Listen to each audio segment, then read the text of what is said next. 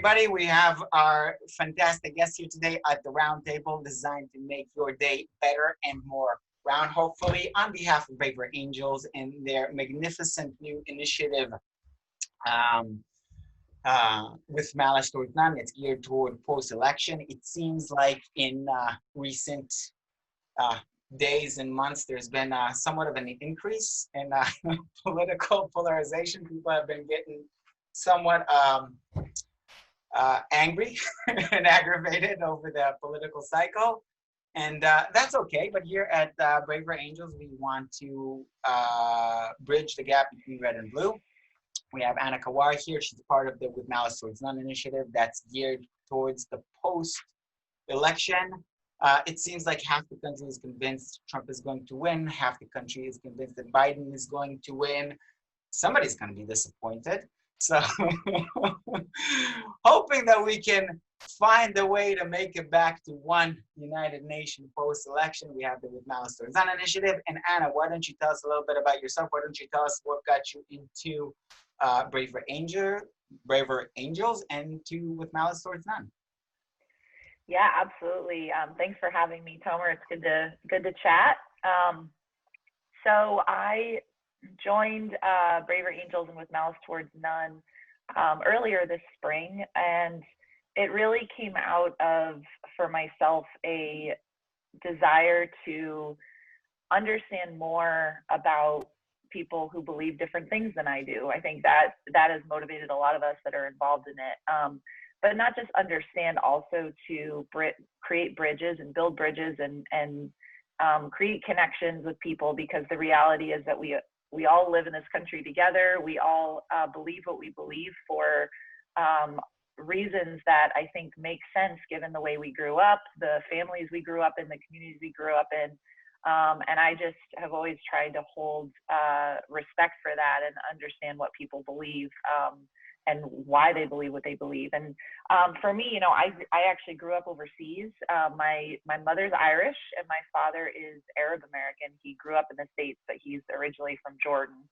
And I grew up in the Middle East, moving around a lot, actually, and spent a lot of time with different people than myself, always. Went to international schools. We had multiple languages, religions, cultures, always around me. And I think that taught me at a very early age that, people are people, and people come from different places and have been taught different things and see the world in different ways. And that there's a beauty in that. And I think when I came to the States, I became really interested in understanding how this country was built on those varied perspectives. And the reality is that, I lean blue, but I do see a lot of value in some conservative principles and values. And I think that there's a reason why they're here. And so I always try to understand that and understand how they can integrate with what I believe in a way that's really effective. And I think it's a fun intellectual exercise to do sometimes, but it also allows me to talk to my fellow Americans and feel like we're here together to make this country better. So that's really kind of how I try to approach it, and why I wanted to get involved in this. 100%. And I think it's interesting what you brought up about your youth. I also happen to be from a very mixed family. I always say my mother is from Russia, my dad is from America. So I'm, in essence, the embodiment of the Cold War. Trying not to be too much at war with myself. And I think it's very interesting what you brought up, growing up in an environment that's very diverse in the way people think, the culture people come from, and the way people see things. Did you ever find in your youth and school and everything that because somebody else saw the world different, then you couldn't be friends, or, like you'd stay away from people because they saw things differently? Or did you find that it somehow enriched your experience? Yeah, I very much found it enriching. Although I think that the sad thing is that when you're a kid, you don't know any better. I mean, well, it's great as a kid, but it's when you grow up, you realize that the only reason why you would have thought that was strange is because an adult told you it was strange, right? So like growing up, I never thought it was strange until there were times when I was told, no, you're Christian, you can't date a Muslim, or no, you're foreign, you can't date a local, or things like that, and you start to think, well, I don't understand why that's an issue. because we've been friends for, I've known this person, we're friends, like, so you don't think about it when it's around until you're told that it's a problem. And I always fought against that. I was like, I never thought that, I never understood why somebody would say something like that to me. And I think that I think it's important for us to realize where those prejudices come from. That is it really what's in our heart, or is it what we're being told because of some sort of group that's telling us that they're against us, or that they're dangerous, or there's some threat there, and that's what's pressuring us to feel that way. And I think that I find that as somebody who leans blue, that I'm told by other people who lean blue that I shouldn't trust people who lean red, right? And I don't feel that way. I feel like, yes, there are people who believe certain things that I don't think are healthy or good or moral, but that doesn't necessarily fall in the square of red or blue, right? Those are people that believe certain things that I don't agree with. And so, how we categorize people based on some surface level label and what we think that implies about who they are as a person, we have to be careful about that, in that impulse to feel that way, because it's not always true. Yeah, I agree 100%. I think it's very interesting what you brought up about, how people tell you, oh, be careful of that red-leaning person. He might have horns and tail hiding beneath his this nice facade. Did you run across that? I mean, I know we talked before, and that kind of came up, a feeling where you're afraid to be cast aside by people with whom you really share a commonality, but like just fraternizing with the enemy, so to speak, kind of put you in a position where you're scared of how you would be judged by people? Yeah, absolutely. I mean, I think, before, I live in Atlanta now, and before here, I was living in San Francisco, and, I was surrounded by very like-minded people all the time. And it actually became hard for me because I felt like I wasn't being challenged, and I was in a bit of an echo chamber that was really feeling more like validation than thinking. And I realized at one point I went overseas for a couple of months, and I realized when I was overseas, like, wow, I miss being around diversity of thought in very many different ways. And so that was part of the reason why I wanted to move to Atlanta, is because I wanted to be around different people, but not just politically, but also racially and economically, and from different backgrounds. I actually didn't find San Francisco to be very diverse in many different ways. So I was glad to move here, but I think that this idea, even just in itself, of trying to understand people who think differently than you, can be seen as threatening to people who feel very passionate about certain causes, because sometimes when you take that approach of, I want to understand somebody else, you can be seen as actually condoning or agreeing with them, and that in itself becomes a threat. And that's just not the case, right? You can try to understand somebody without condoning or agreeing what they're saying or what they're advocating for. I think I have come across that. I think it's a little bit nerve-wracking today, in today's social media environment, where you could be caught in a situation, or that you're not being vocal about something you believe, but you're being seen as supporting something else, and therefore people assume that that's what you support, and then you can get in trouble, right? And that's unfortunate. Again, it comes down to this idea of us putting on these blinders and these lenses of seeing people the way we want to see them, to fulfill our own fears and agendas, and that's really dangerous. So I think we need to get back to this idea that people are way more complex than we think they are, than they appear on the screen, than I appear right now, or you appear right now. and we have many different nuanced views and ways of thinking about things. And just because we're not saying something a certain way doesn't mean that we're the enemy or that we're opposed to something. And so that, you know, that's something that I've been thinking about a lot, and I think is you know, that I hope that we can all embrace, because the reality is that if we want to solve problems in this country, we have to work together. Like, you know, we have, just like you can get put on a team at work with people that you don't like or don't agree with, you have to figure it out. We have to figure this out, or else we're not going to go very far as a country. 100%. And I really like what you said over there about enriching each other.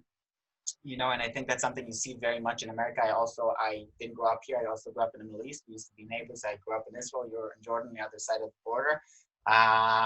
And it's interesting when you come to the United States, like actually I felt myself much closer to Arab people than I did to Americans, you know, whatever that means, because it's really a very, very diverse country. But, you know, I even went on a limb and dated for a while a girl from Egypt and so forth. And it's like you really feel comfortable. You actually find out that you're actually much closer than you thought. You're actually much more similar than other people's. And, you know, like even here, like in the house where I live, the person above me is Muslim from Pakistan. The person in front of Eastern Orthodox from Russia. I am Jewish, you know, so we always laugh. We just need the fourth apartment to be filled up with the Zen Buddhists. We're set. We have like the whole world in our hands, or at least in our home.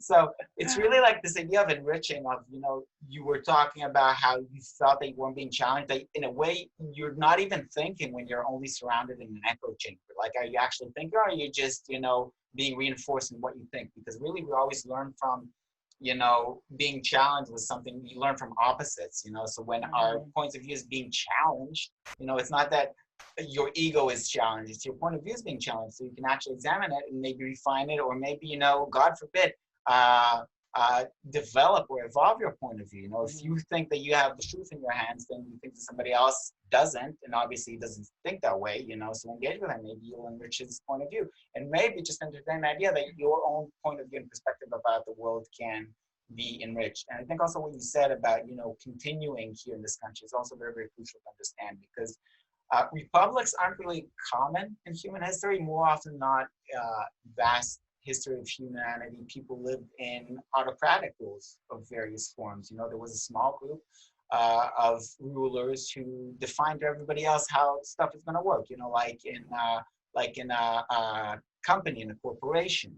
You know, and republics only work to the extent that the populace is, you know, educated enough at the idea of thinking, of examining our thoughts, and of being open to other points of view. Because ultimately, we have to be able to talk it out so everybody can share their own perspectives in a common pool of meaning. You bring something to the table, you have a certain set of values and concerns, and I hear that and it enriches my perspective. I'm like, oh, I didn't think about that. And I share my values and concerns in a shared common pool of meaning, which we both, you know, combine like a primordial soup from which there will come new life. So I think it's very, very poignant what you remarked about the importance of opening ourselves to be exposed to other points of view. So that brings us to the issue of Malice Towards None and Brave as Angels. Do you want to maybe elaborate about this initiative? What's it designed to do? What are your expectations? What's going to happen? You know, we're at the end of October, a few days short of a new president or a repeat of the presidency, or Trump continuing his presidency. Either way, I hope the sun will still rise the day after. What do you expect to happen? Are you concerned? And how do you think that with Malice Towards None can address the discontent that might be felt by some? Yeah, absolutely. I mean, the initiative itself is designed really in the spirit of the title, with Malice Towards None, right? Meaning that we want to, it asks people to take a pledge to move forward without hate and malice towards those who voted differently or think differently. And it's designed to provide a space for individuals, for folks within organizations, for educational institutions and religious institutions to really process their their feelings and perspectives on the election. You know, recognizing and acknowledging that this will be a tough election for many people for a lot of good reasons. You know, people have a lot of things that are at stake in this election that they feel fearful about or they feel hopeful about, and so there will be a lot of processing needed. And excuse me. So the election or the initiative is really designed to support and facilitate that space for folks to talk. And so it's, you know, my role has been to help recruit organizations who want to be a part of it. And you know, I think I am hopeful that that we come out of this realizing that the election results are what they're going to be, and that we can move forward in the best way that we can. I think that I don't think we'll know election night. I think it'll take a while, but I'm hopeful that people will want peace more than they want conflict. And you know, obviously, like I said, there will be things that folks will want to rally around and really try to you know, push forward more and get more energy around, in terms, especially a lot of the social issues and social causes that are at the forefront right now. And I think that's important. But again, this initiative is really designed to say, you know, let's do that in a way that that is productive, that solves problems. And you know, that looks different for different communities. You know, I think we need to all move forward with respect for what folks need and how they need to you know, process this election. And hopefully with Malice Towards None, we'll provide some helpful resources for people to do that. Indeed, that would be wonderful. I really hope it will help people process and deal with whatever comes up after the election. And I hope people will remember, like you said, that, you know, whatever causes you feel that are important and whatever is important for you, you have the space to do it more often than not in the United States. That's part of what I think is so great here. You know, there's, generally speaking, the rule of law, and you know, people are very, very engaged and interested in making lives better. You know, I think United States has been for, you know, over 100 years in general, making the world a better place and spreading out these ideas of diversity and, you know, the value of the individual and the fact that everyone should have a space, you know. And I think really it would behoove us to remember that we have more in common than we have separating us. You know, I think whether you're red or blue, the vast majority of people agree that it's a good thing to live in a democracy where you get to elect your officials, where people are held accountable, when people are as good as we can manage, equal before the law. And it's not that there's never anything to improve, there's always is, but I think we've been doing a generally good job of improving it. I think maybe a lot of what we're experiencing these days is a result of the shift in the way our media is created and consumed. You know, before we had, you know, a couple of news outlets that were basically sending a very similar message to a lot of people. And today, everybody are like in their own little echo chamber. So you keep on hearing things that confirm your point of view. And also a lot of social media is designed to keep you as engaged as possible. And it's easiest to do by getting you really worked up, you know. But generally speaking, things are pretty good. I mean, you have running water, you have electrical, you know, people aren't being attacked in the streets too often. You know, generally, I think there's a lot to be thankful for, and that's a good thing. And I hope it will continue. We have had Anna. I'm sorry, can I just sure, yeah, sure. I think, yeah, go ahead. I think that, you know, it's funny because when I came to the States from the Middle East, I remember like being able to drink out of the tap was such a great thing, right? I was so excited. I remember just being so excited about that very basic thing.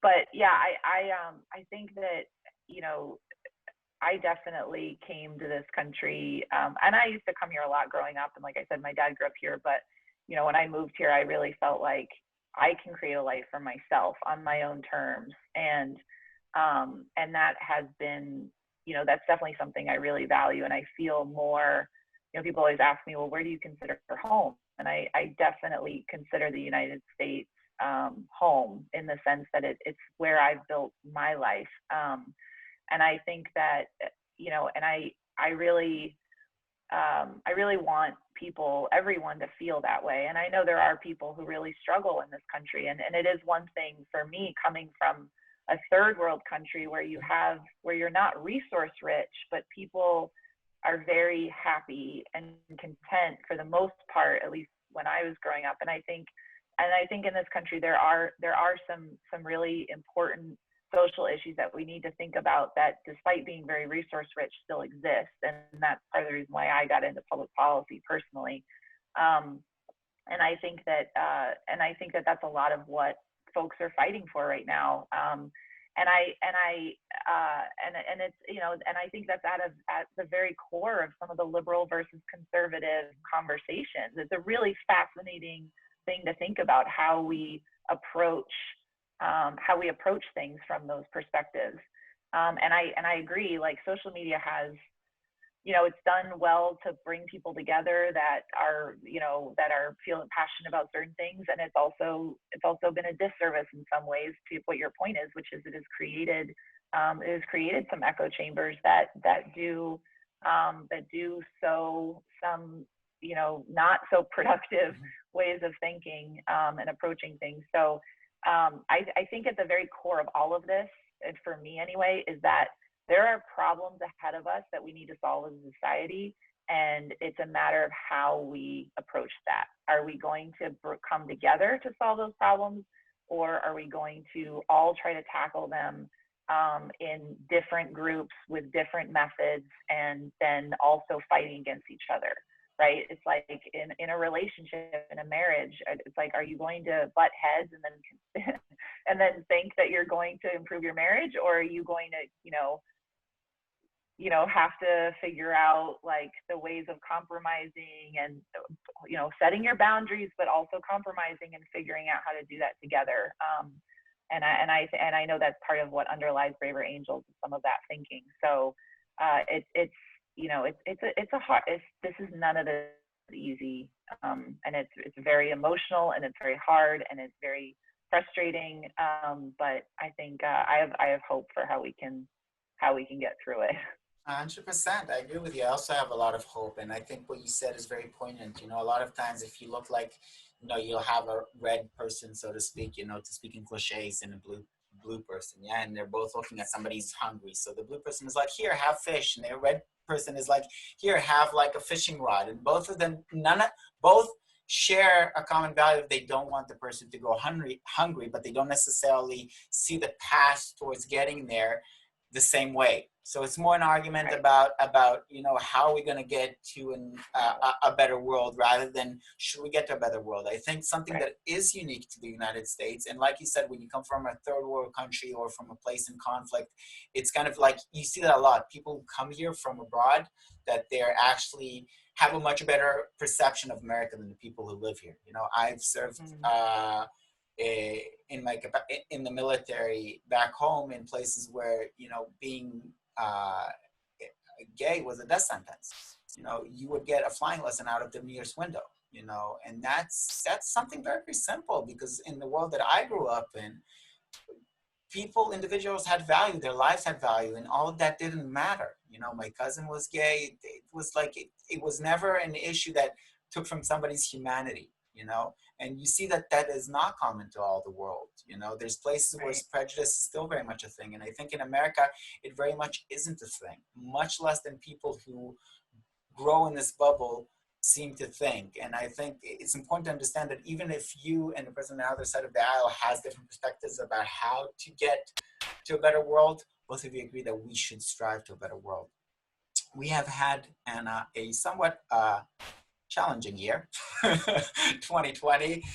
It's been a lot. It's really been a lot. I think everybody are very tired, spent. You know, I've lost my career. I'm sure a lot of people in United States and worldwide are suffering. You know, there's reports of hunger being a major issue moving forward because of the disruption of the economy and such. Obviously, we've had a very crazy news cycle. There's been a lot of protesting and rioting in the streets. People are very, very, it's been a hard year. Okay, really, really hard. My kids are studying at school in the next door rather than actually being in school where they belong. So year's coming to a close, right? Election's going to be next week. Hopefully, within a couple of days or weeks, whatever the case may be, we'll have a final decision of who's going to be the next president. Halloween's coming up. After that, we're going to have Easter, New Year's. What do you wish at the close of 2020? What do you wish for America and for the world for the new year, for 2021?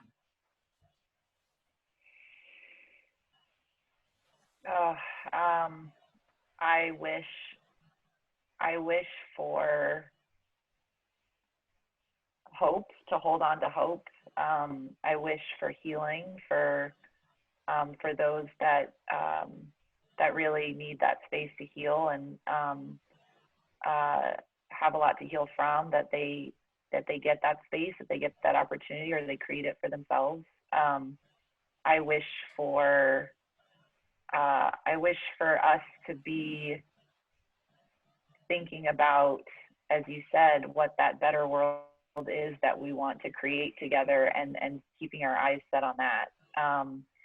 I think there's just so much potential, and I really want us to hold on to that. As you said, this is a country that has just everything in place, right? There's a lot of work to be done, as I said, and not everything works for everybody right now, but I think we can get there, and we just need to hold on to that dream, and take each other's hands and realize that we can do this together. But we need everybody. We really do. I meant that. I like that. Hope, healing. We need everybody.